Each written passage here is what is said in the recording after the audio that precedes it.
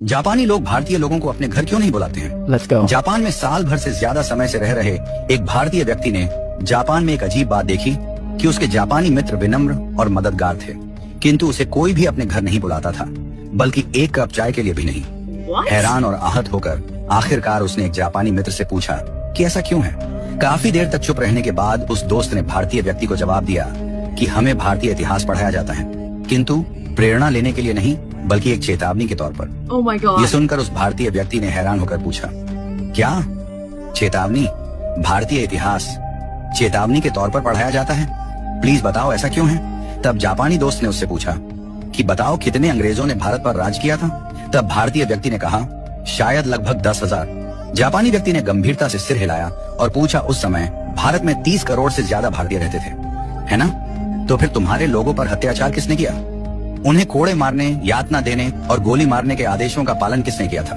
फिर उसने जोर देकर पूछा कि जब जनरल डायर ने जलियांवाला बाग में गोली चलाने का आदेश दिया तो ट्रिगर किसने दबाया था? क्या वे अंग्रेज सैनिक थे? नहीं, वे भारतीय थे। किसी ने भी जनरल डायर पर अपनी राइफल क्यों नहीं तानी? एक ने भी नहीं।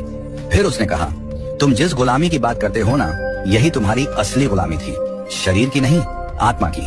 वह भारतीय व्यक्ति जडवत, मौन और शर्मिंदा खड़ा सुनता रहा।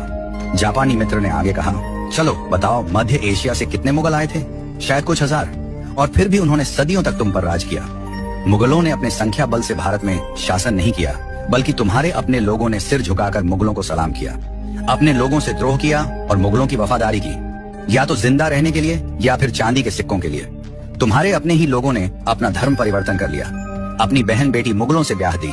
तुम्हारे ही लोगों ने तुम्हारे नायकों को अंग्रेजों को सौंप दिया। बताओ चंद्रशेखर आजाद के साथ विश्वासघात किसने किया था? वे अल्फ्रेड पार्क में छुपे हैं। ये खबर अंग्रेजों को किसने दी थी? भगत सिंह को, उस समय के बड़े राजनेता जो अंग्रेजों से अपनी बातें मनवा सकते थे, उनकी अनुमति के बिना फांसी पर चढ़ाना आसान था क्या? जो कि खुद को देशभक्त कहते थे। तुम भारतीयों को विदेशी दुश्मनों की जरूरत नहीं है। तुम्हारे ही लोग सत्ता, पद और निजी लाभ के लिए बार बार तुम्हें धोखा देते हैं। इसीलिए हम भारतीयों से दूरी बनाकर रखते हैं। जब अंग्रेज हांगकांग और सिंगापुर आए थे तो एक भी स्थानीय व्यक्ति उनकी सेना में शामिल नहीं हुआ, लेकिन भारत में तुम सिर्फ दुश्मनों की सेना में ही शामिल नहीं हुए, बल्कि तुमने उनकी सेवा की, उनकी पूजा की, उन्हें खुश करने के लिए अपने ही लोगों को मार डाला। यही नहीं, तुम भारतीय तो आज भी नहीं बदले हो। तुमने इतिहास से कोई सबक नहीं लिया है। आज भी थोड़ी सी मुफ्त की बिजली, एक बोतल शराब, एक कंबल दे दो और तुम्हारा वोट, तुम्हारा जमीर, तुम्हारी आवाज सब बिना सोचे समझे तुम बेच देते हो।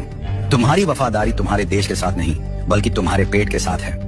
तुम नारे लगाते हो, तुम विरोध प्रदर्शन करते हो, लेकिन जब देश को तुम्हारे बलिदान की जरूरत पड़ती है तब तुम कहाँ होते हो?